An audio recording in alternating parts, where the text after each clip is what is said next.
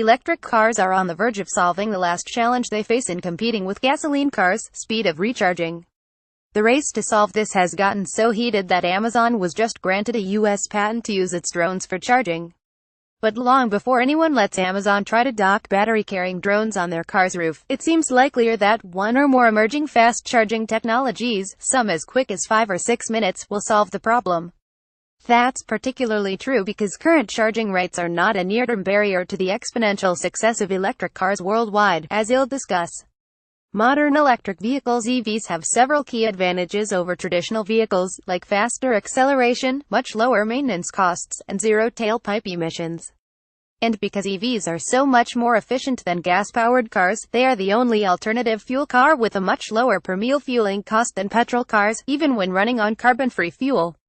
As soon as the fast-charging problem is solved, electric cars will match or beat gasoline cars in every respect, ensuring the century-long dominance of vehicles powered by liquid fossil comes to an end.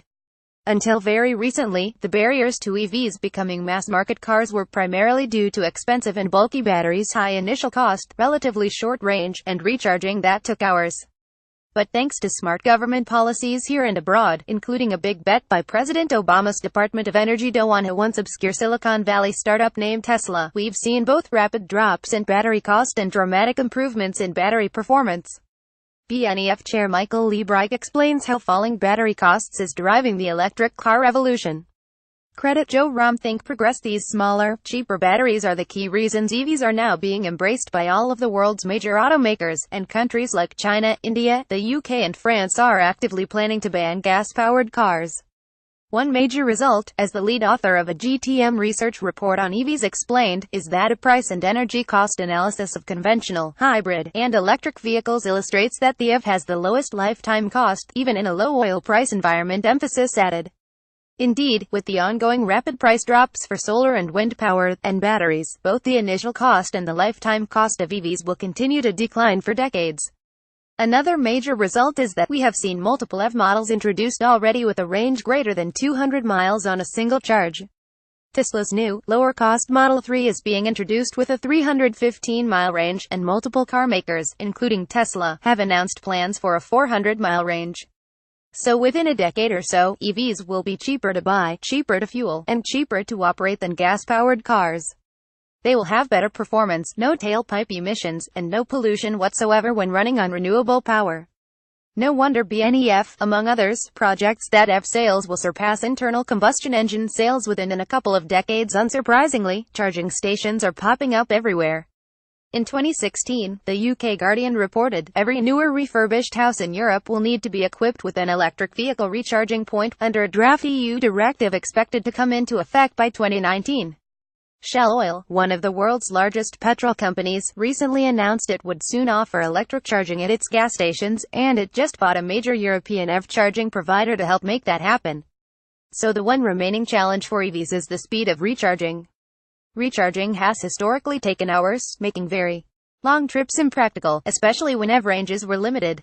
That said, Tesla is already building and installing superchargers that can provide an extended range. Model 3 a 170-mile charge in 30 minutes, which is the time frame of a typical rest stop or a visit to a shopping mall.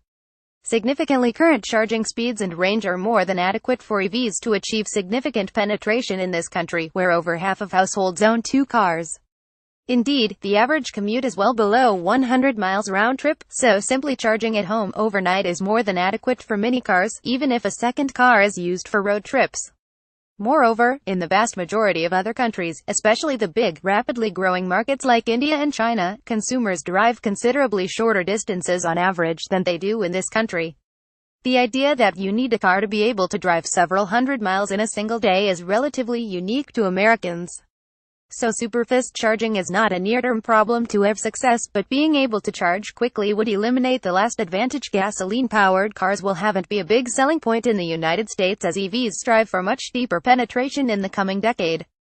That's why so many companies are working on the problem, as detailed in this research brief by CBI Insights. Toshiba says its next-generation battery will allow EVs nearly 200 miles of range after only 6 minutes.